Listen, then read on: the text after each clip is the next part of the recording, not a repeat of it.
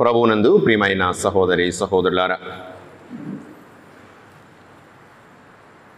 ఈ తపకాలంలో రెండవ ఆదివారానికి ప్రభు క్రీస్తు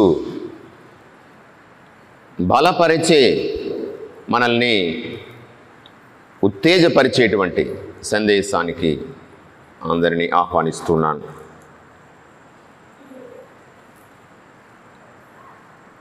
ఈ కరిస్మాటిక్ రిన్యూవల్ శ్రీ సభలో మొదలైపోయింది సుమారు 30-40 సంవత్సరాల క్రితమే.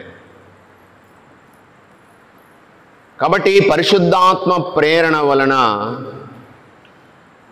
పాపం తగ్గింది. సైతాను యొక్క మంత్రతంత్రాలు, వలలు, ఈ టెక్నిక్స్ ఏం పనిచేయడం లేదు. కాబట్టి షాప్ క్లోజ్ చేసేయాలని అనుకుందంట సైతాన్. దుకాణం మూసేద్దాం, ఇదేం పనికొచ్చేలా లేదు, పని చేసేలా లేదు అనుకుందంట. అనుకొని తన దగ్గర ఉన్నటువంటి ఈ ఆయుధాలు ఉన్నాయి కదా, మనిషిని వల వేసి పట్టుకొని దేవునికి దూరం చేయడానికి ఉపయోగించినటువంటి పురాతనమైనటువంటి చాలా శక్తివంతమైన ఆయుధాలన్నీ కూడా వేలం పాటేసేస్తుందట. ఎవరన్నా కావాలంటే వచ్చి తీసుకోండి. ఆ షాప్ దగ్గర లూసిఫర్ కూర్చున్నాడు, తర్వాత పిక్కిరి దెయ్యాలు, పిల్ల దెయ్యాలు, డిఫరెంట్ వాళ్ళందరూ కూడా ఆక్షన్కి రెడీ చేస్తున్నారు అన్నమాట. అక్కడ ఆర్గనైజ్ చేస్తున్నారు. ఒక్కొక్కటి కొన్ని సులువుగా వెళ్ళిపోతున్నాయి, కొన్ని కొంచెం గట్టిగా వెళ్తున్నాయి. అలా అసూయ, ద్వేషం, ఒక్కొక్క దాని కింద సర్కారు వారి పాట అని మనం వేలం పాట పాడినట్టు దానికి ఒరిజినల్ రేట్ చెప్తారు. తర్వాత ఎవరు ఇష్టమైనట్టు పాడుకుంటారు. అలా వెళ్ళిపోతున్నాయి అన్నీ. ఒకటి మాత్రం ఆక్షన్ పెట్టడానికి వెనకాడుతుందట వేలం పాటకి. ఆ పైన ఉంది అది ఏంటి? నిరాశ, నిరుత్సాహం దాని పేరు. అంత సులువుగా వేళ వేయమన్నారు. ఎందుకన? అది మాకు మొదటి నుంచి మాకు ఉపయోగపడిన చాలా శక్తివంతమైనటువంటి ఆయుధం. అది మనిషిని బోల్తా కొట్టించడానికి, మనిషిని నిర్జీవం చేయడానికి,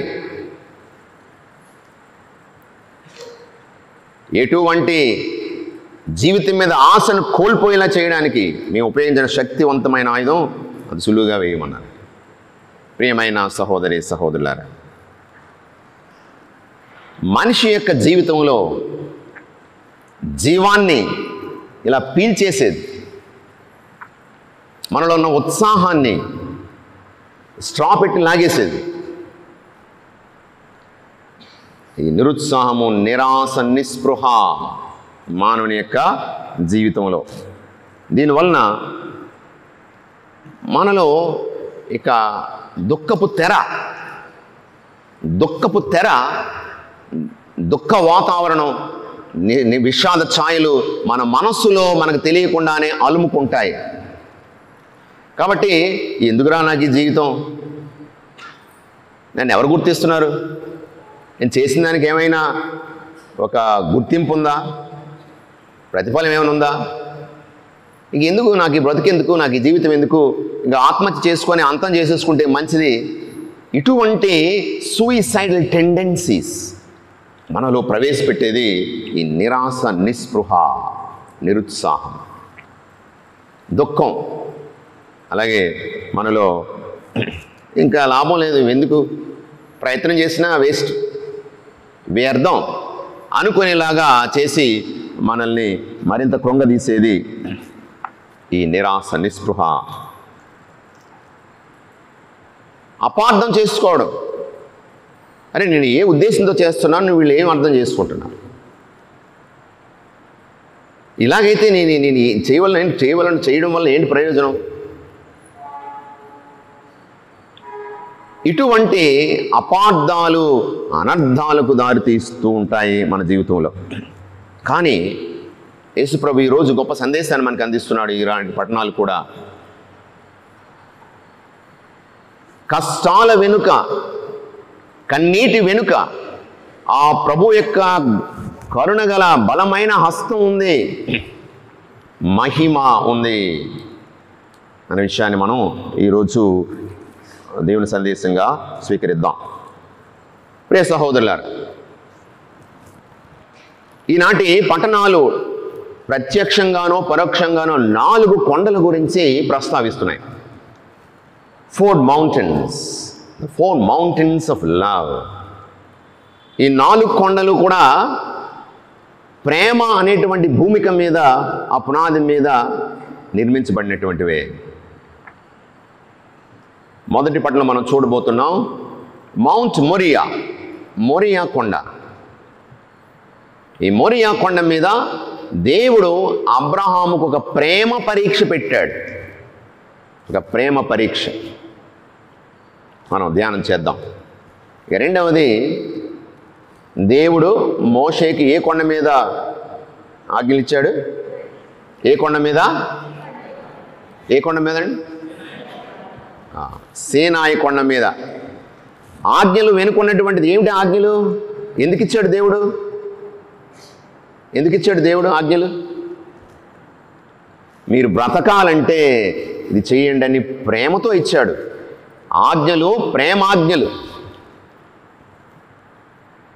ఈ 10 ఆజ్ఞలు చెప్పిన తర్వాత ఏం చెప్తాం? ఈ 10 ఆజ్ఞలు 2 ఆజ్ఞలలో అణగి ఉన్నవి. ఏమిటవి? సకల వస్తువుల కంటే సర్వేశ్వరుని అధికముగా ప్రేమించదువుగాక. రెండవది, నీ వలే నీ తోటి వారిని ప్రేమించదువుగాక. కాబట్టి ఆజ్ఞలు ఏమిటివి? ప్రేమాజ్ఞలు. ప్రేమించండి, బతుకుతారు, మీరు జీవం పొందుతారు. కాబట్టి ప్రేమాజ్ఞలు ఇవ్వబడినటువంటి కొండ సీనాయి కొండ. యేసు సిలువ వేయనటువంటి కొండ ఏ కొండ? ఏ కొండ మీద యేసు ప్రభు సిలువ వేయబడ్డారు? కల్వరి కొండ. Love crucified. ప్రేమ సిలువ వేయబడింది. మన మీద ప్రేమ కొలది తన ప్రాణమే ఇచ్చిన ప్రభువుని మనం సిలువ మీద వేలాడడం చూస్తున్నాం. ఇది ప్రేమ కొండ, కల్వరి కొండ. ఇక 4వది తాబోరు కొండ. ఈయన నా ప్రియమైన కుమారుడు అని చెబుతూ, ఇదిగో ఈ కష్టాలు వెనుక, ఈ కల్వరి వెనుక మహిమ ఉంది, ఉత్థాన మహిమ, ఆ తేజస్సు నువ్వు పొందబోతున్నావు అని మనందరికీ దేవుడు ఈరోజు ఉత్సాహాన్ని నింపుతూ ముందుకు సాగమని ధైర్యం ఇస్తూ నడిపిస్తున్నాడు. ప్రియ సహోదరుల, ఈనాటి మొదటి పట్టణం చూద్దాం. అబ్రహాము దేవుని పిలుపుని పొంది తన సొంత ఊరిని, చుట్టాలని, బంధువుల్ని, మిత్రుల్ని, సమస్తాన్ని విడిచిపెట్టి ఆ దేవుని ప్రేరణను బట్టి ఏ లీప్ ఇంటు ద డార్క్. ఎక్కడికి వెళుతున్నాడో తెలియదు, ఆ ప్రదేశం ఏంటో తెలియదు. ఆ దేవుని స్వరాన్ని విన్నాడు. విని తన భార్యతో, ఇదిగో తన యొక్క బంధువుతో ముందుకు వెళ్తున్నాడు. లోతుతో పాటు వెళ్తున్నాడు. సమస్తాన్ని విడిచిపెట్టి వెళ్తున్నాడు ఆ దేవుని స్వరాన్ని బట్టి. ఆ విధంగా వెళ్తూ వెళ్తూ కానాన్ దేశానికి ఆ ప్రభు యొక్క బలమైన హస్త నడిపింపుతో వెళ్ళాడు. ప్రభు చెప్తున్నాడు, ఇదిగో నిన్ను దీవిస్తాను, ఆశీర్వదిస్తున్నాడు. అంటే పిల్లలు లేరు, వయసు మీద పడిపోతుంది. హాగారు ద్వారా ఇష్మాయేలు అది ఒకటి, కానీ అది ధర్మయుక్తమైనటువంటి ఇది కాదు అని. నీ బిడ్డను నీకు ఇస్తాను, నీ సొంత బిడ్డను నీకు ఇస్తాను. ఇచ్చాడు. పండు ముదిసరి వయస్సులో బిడ్డనివ్వడం చాలా ఆశ్చర్యం. సుమారు అతనికి 90-100 సంవత్సరాలు పైబడి ఉన్నాడు. ఆ వయస్సులో తండ్రి అవ్వడం ఎంత ఆనందం, ఎంత సంతోషం. వయసు పెరిగే కొలది అయ్యో బిడ్డలు లేరు అని అనుకున్నటువంటి వారు ఒక 40-50 లోపు వచ్చినా గొప్ప పండుగ చేసుకుంటారు. అలాంటిది 100 సంవత్సరాలు పైబడిపోయింది. ఇప్పుడు దేవుడు సంతానం ఇచ్చాడు, దేవుడు అనుగ్రహించాడు. అల్లారు ముద్దుగా పెరుగుతున్నాడు ఆ బిడ్డ. ఎంతో ఆనందం, సంతోషం, గుండెల మీద పెట్టుకొని కంటికి రెప్పలాగా ఆ బిడ్డను కాచి కాపాడుకుంటున్నాడు. దేవుడు అంతా బాగానే ఉంది కదా, చిన్న పరీక్ష పెడదాం. ఏం పరీక్ష? ఏం పరీక్ష? ప్రేమ పరీక్ష. ప్రేమ పరీక్ష. నన్ను ఎక్కువగా ప్రేమిస్తున్నాడా, ఈ మధ్య పుట్టుకొచ్చినటువంటి చిన్నారిని ఈసాకుని ప్రేమిస్తున్నాడు, ఎక్కువగా ప్రేమిస్తున్నాడని ఒక ప్రేమ పరీక్ష పెట్టాడు. అబ్రహామా, నువ్వెంతగానో ప్రేమించే నీ కుమారుణ్ణి ఈసాకుని మోరియా కొండ మీద నాకు బలి అర్పణగా, దహన బలిగా ఇవ్వాలి. ఎంత భారము, ఎంత కన్నీరు, ఎంత వ్యధ, బయటికి చెప్పుకోలేనటువంటి వ్యధ. సారాకు కూడా చెప్పాడో లేదో తెలియదు, తన కొడుకు కూడా చెప్పాడో తెలియదు, చెప్పలేదు. దేవుడు అడిగాడు, శిరస్సు వంచుతున్నాడు. బాబు పదరా, దేవునికి బలి సమర్పించుదాం మోరియా కొండకి. సేవకులతో వెళ్తున్నాడు కొడుకు. ఇగో అబ్రహాము చేతిలో కత్తి ఉంది, ఆ దహన బలికి అగ్గి ఉంది. కట్టెల మోపుని ఈసాకు తల మీద పెట్టి ఆ కొండకు వెళ్తున్నారు. నాన్న, మనం ఎక్కడికి వెళ్తున్నాం? బలి అర్పించడానికి రా. మరి బలి అర్పించడానికి బాగానే ఉంది, కత్తి ఉంది, కర్రలు ఉన్నాయి, నిప్పు ఉంది, మరి గొర్రెపిల్లేది అన్నాడు. ఎవరా గొర్రెపిల్ల? నీవేరా బాబు అని చెప్పడానికి మాట పగలక, నోరు పెగలక, గుండెలోనే భారాన్నంతా నింపుకుంటూ, ఆ దుఃఖాన్నంతా నింపుకుంటూ, ప్రభువే ఇస్తాడురా అన్నాడు. The lord will provide my son. ప్రభువే ఇస్తాడురా బాబు అని అడుగు తీసి అడుగు వేస్తున్నాడు. మరికొద్ది క్షణాల్లో తన గుండెల మీద పెట్టుకొని పెంచినటువంటి ఆ చిన్నారిని, తన యొక్క వృద్ధాప్యంలో దేవుడు కరుణించి ఇచ్చినటువంటి ఆ చిన్నారిని తన చేతులతో చంపేయాలి, దహన బలిగా సమర్పించాలి. ఎంత కష్టం, ఎంత కన్నీరు, ఎంత వ్యధ.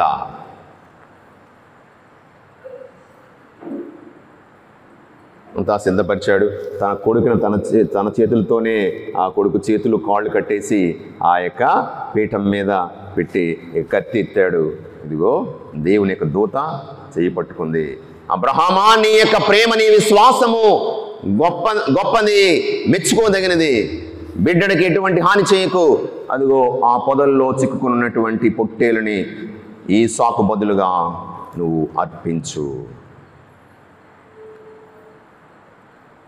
ఈనాడే చెప్తున్నాను, నీ యొక్క సంతానాన్ని ఆకాశ నక్షత్రాల కంటే ఇదిగో ఇసుక రేణువుల వలె నేను వర్ధిల్ల చేస్తాను. జాతులకు తండ్రివి, విశ్వాసుల తండ్రివి అబ్రహామువి నీవు. ప్రేమైన సహోదరులారా, ఒక ప్రేమ పరీక్షలో నెగ్గాడు అబ్రహాము. తన ఏకైక కుమారుణ్ణి కూడా బలి అర్పించడానికి సిద్ధపడిపోయినటువంటి ప్రేమ అబ్రహాము యొక్క ప్రేమ. వీరిని ఆదర్శంగా మనం తీసుకోవాలి. నేను దేవుణ్ణి ప్రేమిస్తున్నానా, ఈ లోక వస్తువుల్ని, వ్యక్తుల్ని ఎక్కువగా ప్రేమిస్తున్నానా? నిజమే, కష్టమే, త్యాగం చాలా కష్టం. కానీ దేవునికి శిరస్సు వంచడం కంటే పెద్ద త్యాగం ఏమీ లేదు. అబ్రహాము నిరూపించుకున్నాడు, దేవునికి ఆశీస్సులు పొందాడు. ఈసాకు రాబోయేటువంటి ఆ యొక్క శిలువ బలి యాగానికి, శిలువ మీద వేలాడేటువంటి ఆ యేసుకి ముంగుర్తు is a prefigure of Jesus Christ who is going to be crucified on the altar of the cross. ఈనాటి సువార్త పట్టణానికి వద్దాం. యేసు ప్రభు ఎందుకు వచ్చాడు ఈ లోకానికి? ఎందుకోసం వచ్చాడండి? మానవాళిని రక్షించడం కోసం. తన మనస్సులో ఇదే ఉంది. సిలువ, మరణము, అవమానము, దుఃఖము, కన్నీరు, ఒంటరితనము. పాపం చేయనటువంటి నేను పాపాత్ములైన ఈ ప్రజల కోసము నా ప్రాణం అర్పించాలి. ఎంతటి మనోధైర్యం ఉండాలి. మనిషి మానవుడైనటువంటి దేవుడే, కానీ మనిషిగా తయారయ్యాడు. దుఃఖము, కన్నీరు, కష్టము, కోపము అతనిలోనూ ఉంది. అయితే నన్ను నా ప్రజలు ఎలా అర్థం చేసుకుంటున్నారు, నాతో ఉన్నవాళ్ళు ఎలా అర్థం చేసుకుంటున్నారు అడుగుతున్నాడు ఈనాటి దివ్య రూపధారణ. మార్కు సువార్త 9వ అధ్యాయం కంటే ముందు మాటల్లో, ముందు సంఘటనలో కైసరియా ఫిలిప్పి ప్రాంతంలో మార్కు సువార్త 8వ అధ్యాయము 27 నుండి 30 వచనాల్లో ప్రభు అడుగుతున్నాడు, ప్రజలు నేను ఎవరిని అనుకుంటున్నారు అనగానే ఏలియా, ఇర్మియా, మరి బాప్తిస్మ యోహాను అని కొందరు, ప్రవక్తల్లో ఒకరని కొందరు అన్నారు. బాగానుంది. మరి మీరేమనుకుంటున్నారు? 3 సంవత్సరాలుగా నాతో ఉన్నారు, నాతో తిన్నారు, నా యొక్క పనిపాట్లు చూశారు, నా యొక్క ప్రతి అణువున మీరు నాతో ఉన్నారు, మరి మీరు నా గురించి ఏమనుకుంటున్నారు అని అడిగాడు. వెంటనే పేతురు ఏమన్నాడు? నువ్వు సజీవుడమైనటువంటి దేవుని యొక్క కుమారుడువు, క్రీస్తువు అనగానే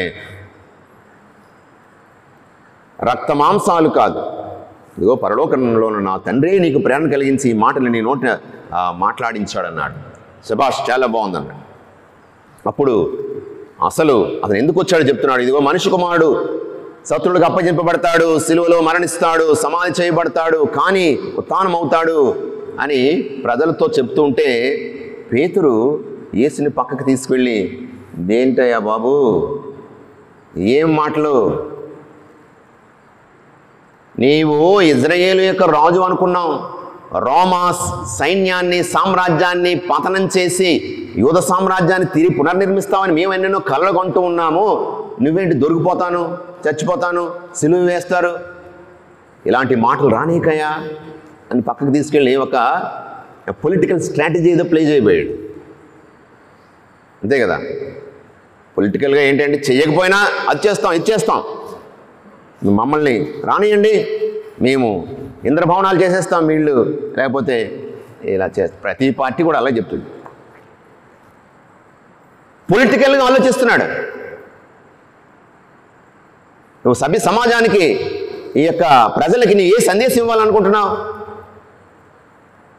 దొరికిపోయి లొంగిపోయేవాడా రాజు? ఇలాంటి మాటలు మాట్లాడుకో. ప్రభు ఏమన్నాడు? చీ పో సైతాను, ఈ మాటలు నీ యొక్క ఈ మానవ సంబంధమైనటువంటి, ఈ లోక సంబంధమైనది, పరలోక సంబంధం కాదు. చీ పో సైతాను, నా దారికి అడ్డు రాకపో అన్నాడు.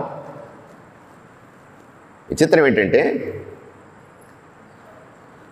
ఇటువంటి మాటలు మాట్లాడిన వ్యక్తిని తన యొక్క సంఘానికి పునాది చేయబోతున్నాడు. మరి అటువంటి పునాదే, ప్రథమ శిష్యుడే యేసు యొక్క జీవితం, తన యొక్క ప్రణాళిక, దైవ ప్రణాళిక గురించి తప్పుగా అర్థం చేసుకున్నాడు. ఇక ప్రజలేం అర్థం చేసుకుంటారు? మరొక 2 శిష్యులు, యాకోబు, యోహాను, వాళ్ళ తల్లిని రికమెండేషన్ తీసుకొచ్చాడు. ఇక లాభం లేదు, రాజు అయిపోతాడు ఇతను గ్యారంటీగానే, అనుమానం లేదు, అన్ని సిమ్టమ్స్ అలాగే ఉన్నాయి, కాబట్టి ఏదో చేయకపోతే లాభం లేదు బాబు, అందరికంటే ముందు ఒక అడుగు ముందుకు వేయాలి, రికమెండేషన్ తీసుకొద్దాం. మనం చెప్తే పని జరగలేదు, ఇక్కడ సీనియర్స్ ఉన్నారు, తర్వాత ఒక ట్యాక్స్ కలెక్టర్స్ ఉన్నారు, సుంకర్లు ఉన్నారు, గొప్ప ఉద్యోగస్తులు ఉన్నారు ఇందులోను. కాబట్టి మన శక్తి పని చేయదు, రికమెండేషన్ తీసుకొద్దామని వాళ్ళ అమ్మగారిని తీసుకొచ్చారు. ప్రభు, ఏమమ్మా ఏం కావాలి? నువ్వు రాజు అయినప్పుడు మా 2 అబ్బాయిలకి నీ కుడి ఎడమ ఆ సీట్లు కొంచెం ముందుగానే కేటాయించండి ప్రభు అని పాపం ఒక తల్లి కోరిక. ఏముంది, బిడ్డలు అన్నీ వదిలేసి వచ్చారు, అమ్మ నాన్నలు వదిలేసి వచ్చారు, జీవనోపాధి అయినటువంటి ఆ ఖరీదైన వలలు, పడవలు, సమస్తాన్ని విడిచిపెట్టి మా మామనాన్నలు మమ్మల్ని వదిలేశారు. మా ఎలాగో ఈ యొక్క ముసలి ప్రాణాలు ఎలాగో పోతాయి, కానీ వీళ్ళకేమైనా భవిష్యత్తు ఉందా నీ వెనక వచ్చినందుకు? అది ఏమైనా ఉందా? ఉండేలా చూడండి, మేము ఎలాగో పోతాం, కానీ వాళ్ళన్నా బాగుపడాలట. ఇటువంటి ఆశ ప్రతి తల్లికి, ప్రతి తండ్రికి ఉంటుంది. సెమినరీకి జాయిన్ చేయడానికి తీసుకొచ్చిన పర్లేదా, ఒక హెడ్ మాస్టర్ని చేస్తారా? ఇలా ఫారెన్ పంపిస్తారు కదా, కనీసం ఇటలీ పంపిస్తారు కదా, ఆఫ్రికా పంపించకపోయినా, ఆఫ్రికా పెద్ద, దీనికంటే పెద్దలాగా పర్లేదు కదా, హోదా అది ఉంటుంది కదా. ఇలాంటి ఆలోచనలతో చేస్తే అది దైవ పిలుపు కాదు. అది అలాంటి ఆలోచనతో ఉన్న వాళ్ళు ఎన్నాళ్ళు ఉండరు, వాళ్ళే వచ్చేస్తారు. సరే, ఏదేమైనా ఒక తల్లి యొక్క బేసిక్ ఒక కోరిక ఏమంది, అమ్మా మీ ఏమడుగుతున్నావు నాకు తెలియదు, కుడి ఎడమల స్థానాలు నిర్ణయించేది నేను కాదు, నా తండ్రి. ఈ లోక సంబంధమైనటువంటి నాయకులు సేవలు చేయించుకుంటారు. నేను సేవలు చేయడానికి వచ్చాను కానీ చేయించుకోవడానికి రాలేదు. అటువంటి వ్యక్తిని నేను నాయకునిగా చూస్తున్నప్పుడు నా శిష్యులు నా యొక్క స్నేహితులు ఆ విధంగా ఉండాలి. కానీ నేను పొందబోయే మరణాన్ని తాగబోయేటువంటి ఆ పాత్రను తాగాలంటే తాగేస్తూ ఉన్నారు. ఇదే ద్రాక్షరస పాత్ర అనుకోండి, అది మరణ పాత్ర. నిజంగా తర్వాత రోజుల్లో పేతురు, యాకోబు, యోహాను మరి క్రీస్తు కోసం వారి ప్రాణాలను అర్పించారు. కాబట్టి వీళ్ళు ముగ్గురిని తాబోరు కొండకు తీసుకెళ్తున్నాడు. వీరి మనసుల్లో ఉన్నటువంటి ఆ యొక్క మిస్అండర్స్టాండింగ్, ఈ తప్పుడు ఆలోచనల్ని సరిచేయడం కోసం వారిని ముందుకు తీసుకొని వెళ్తున్నాడు. తాబోరు కొండకు వెళ్ళాడు. అక్కడ దివ్యరూప దర్శనం కలుగుతుంది. మహా తేజస్తో వెలిగిపోతున్నాడు. మోషే, ఏలియా ఇరుపక్కలు ఉన్నారు. శిష్యులు ఈ యొక్క దృశ్యాన్ని చూసి మూర్ఛపోయేటువంటి పరిస్థితికి ఆశ్చర్యపడుతున్నారు. ప్రియ సహోదరులారా, యేసు యొక్క అసలు రూపం, యేసు మన కంటికి కనిపించేటువంటి ఈ వడ్రంగి కొడుకు కాదు, దానికంటే ఎక్కువ. నజరేతులో ఆ సినగోగులో చూసినటువంటి వ్యక్తి కాదు, తన మానవుడు కాదు, మానవుడుగా మారినటువంటి దేవుడు, దైవ కుమారుడు. ఇది తన యొక్క అసలు రూపం, అతని యొక్క అసలు రూపం. మహా తేజస్తో నిండిపోయినటువంటి అసలు రూపం చూడగానే వీళ్ళకి కళ్ళు అంటిపోయి అంటారు కదా. ఇక్కడ మోషే ఉన్నాడు, ఏలియా ఉన్నాడు. మోషే ఎవరు?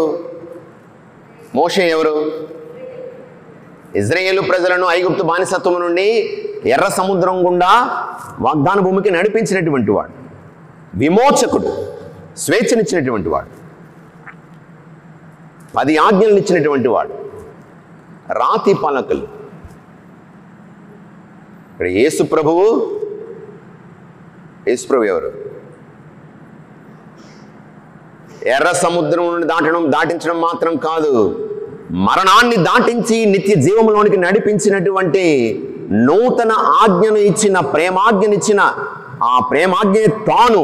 నేనే I'm that commandment of love, నేనే ప్రేమాజ్ఞను,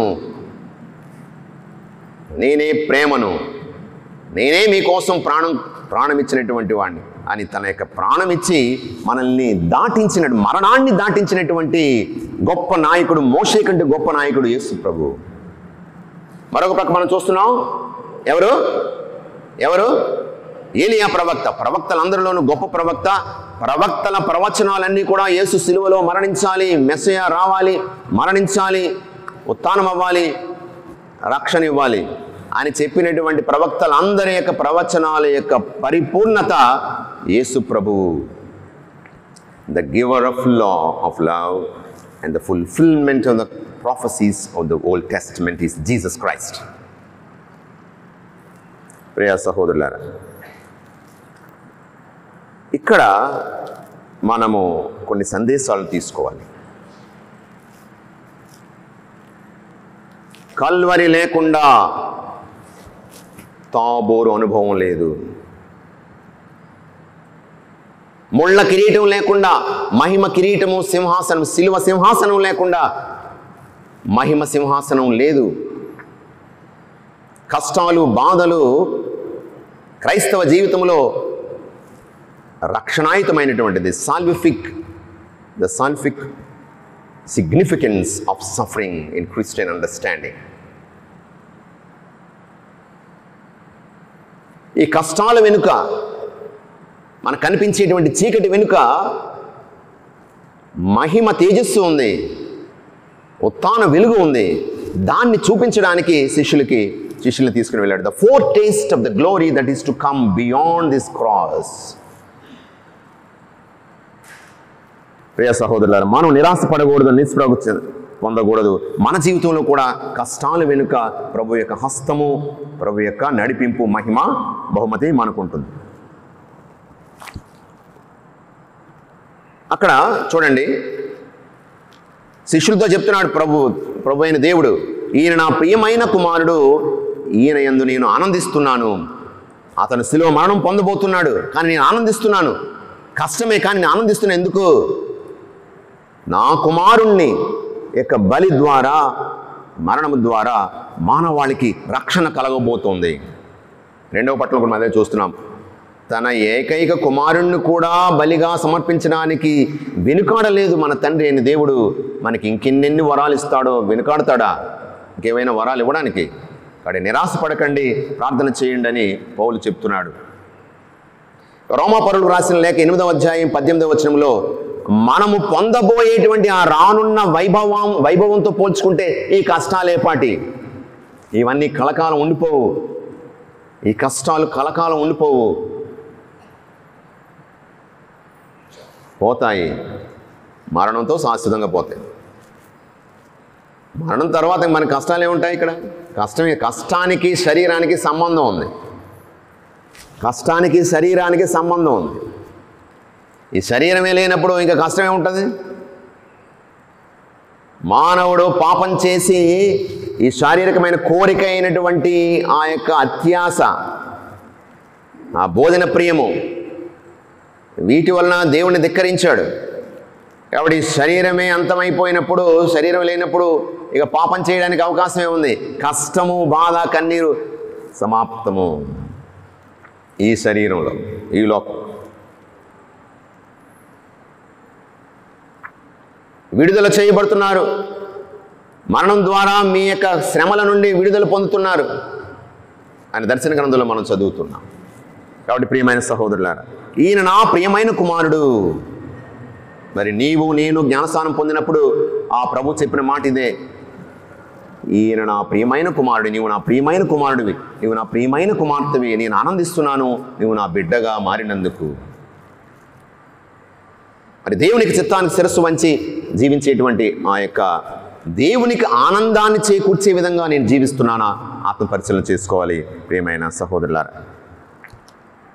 ఇక శిష్యులు ఏమన్నారు? లేచి ఆ యొక్క దృశ్యాన్ని చూసి ఏమన్నారు? పేతురు ఏమంటున్నాడు? ప్రభువా, మనం ఇక్కడే ఉండిపోదాం. 3 పాకలు 3 పర్ణశాలను తయారు చేస్తాము, మేము ముగ్గురికి ఇక్కడే ఉండిపోదాం. కిందకి వెళ్తే కష్టాలు, బాధలు, మళ్ళీ గొడవలు, ఎందుకు వచ్చిన గొడవ, ఇదే బాగుంది, ఇక్కడే ఉండిపోదాం. ప్రభు అంటున్నాడు, లేపి పదండి కిందకి వెళ్దాం. కిందకి వెళ్ళాలి, ఇంటికి వెళ్ళాలి. ఇక్కడ ఉండిపోవద్దు, గుళ్ళో ఉండిపోకండి, ఇంటికి వెళ్ళాలి. ఇంటికి వెళ్ళాలి. అక్కడ భర్తకు లేకపోతే భార్యకు, మంచం పట్టినటువంటి వారికి, ఇక పిల్లలకి, ఇరుగు పొరుగు, అత్త మామ, బాధ్యతలు. ఆ బాధ్యతలు లేకుండా ఎప్పుడు గుళ్ళో ఉండిపోయారు అనుకోండి, సాక్రిఫైస్ తాళాలు వేసేస్తాం, వెళ్ళిపోండి ఇంటికంటాడు.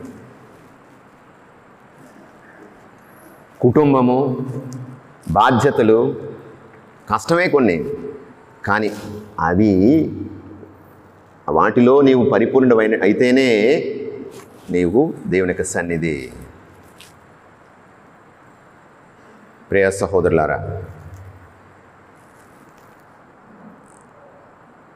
దేవుని యొక్క ఆ యొక్క తేజస్సు ప్రార్థనలో మనం పొందుతున్నాం. ఆ దివ్య రూపధారణలో ఆ శిష్యులు పొందిన అనుభూతిని మనం ప్రార్థన చేసినప్పుడు దేవుని యొక్క సన్నిధిలో, ఆ దివ్య సత్ప్రసాద సన్నిధిలో మనం అనుభూతిని పొందుతున్నాం. మోషే సీనాయి కొండ మీదకి వెళ్ళి ప్రార్థనకు వెళ్ళి వచ్చిన ప్రతిసారి కూడా ప్రజలు అతని ముఖాన్ని చూడలేకపోయేవారట. ఎందుకు? అతని ముఖం వెలిగిపోతూ ఉండేది తేజస్సుతో, ఆ దివ్య కాంతితో. దేవుని ముఖాముఖి చూచిన వాడు మోషే అని అంటూ ఉంటారు. ఆ దేవునికి సన్నిధికి వచ్చి when we encounter God, our face will shine bright. మన ప్రార్థనకు అదేవిధంగా మన ప్రార్థనకు దేవుని సన్నిధికి వచ్చినప్పుడు, ఆ దివ్య సత్ప్రసాద సన్నిధిలో ఉన్నప్పుడు, ఆ ప్రభుని మనం స్వీకరించినప్పుడు మన హృదయాలు దివ్య తేజస్సుతో నిండి వెలుగుతూ ఉంటాయి. That is Tabor experience in our life. ఆ వెలుగుతున్నటువంటి బిడ్డలుగా మనము ముందుకు వెళ్ళాలి. ప్రియమైన సహోదరులారా, మనము ఈ తాబోరు అనుభవాన్ని మన జీవితంలో అనుభవిస్తున్నాం. ప్రార్థనకు వచ్చినప్పుడు, మంచి చేసినప్పుడు, కష్టంలో ఉన్నటువంటి వారిని ఆదుకున్నప్పుడు, మేలు చేసినప్పుడు ఆ ప్రభు యొక్క సన్నిధిని మనము, ఆ ప్రభు యొక్క దీవులను మనం పొందుతున్నాము, ఆ ప్రభు యొక్క ఆశీస్సులను మనము పొందుతూ ఉన్నాము, ఇతరులకు ఇస్తున్నాము. కాబట్టి శాశ్వతంగా మనము కన్నీరు కార్చన అవసరం లేదు. ఈ జీవితం వెనుక ప్రభు యొక్క దీవెనలు, మహిమ, తేజస్సు మనందరికీ ప్రభువు అందిస్తున్నాడు. కాబట్టి ధైర్యంతో ప్రభు సన్నిధిలో ప్రార్థన చేసుకుందాం, ప్రార్థించుకుందాం. కృపా సత్య సంపూర్ణుడైన దేవా, మా తండ్రి, కష్టాల వెనుక మీ యొక్క దీవెనలు ఉన్నాయి. శిలువ మరణం వెనుక ఉత్థాన భాగ్యం ఉందని మాకు గుర్తు చేస్తున్నావు ప్రభువా. అధైర్యపడక, నిరాశ నిస్పృహకు లోను కాకుండా నీ యొక్క దీవెనల కొరకు అర్థించే బిడ్డలుగా మమ్మల్ని దీవించండి. ఈయన నా ప్రియమైన కుమారుడని క్రీస్తుని చూసి నువ్వు చెప్పావు. మమ్మల్ని కూడా చూసి నా ప్రియమైన బిడ్డవు నీవు అని చెప్పే విధముగా జీవించే అనుగ్రహాన్ని ప్రసాదించమని మీ కుమారుడును మా ప్రభువైన యేసుక్రీస్తు పరిశుద్ధ నామమున వేడుకొంచున్నాం తండ్రి.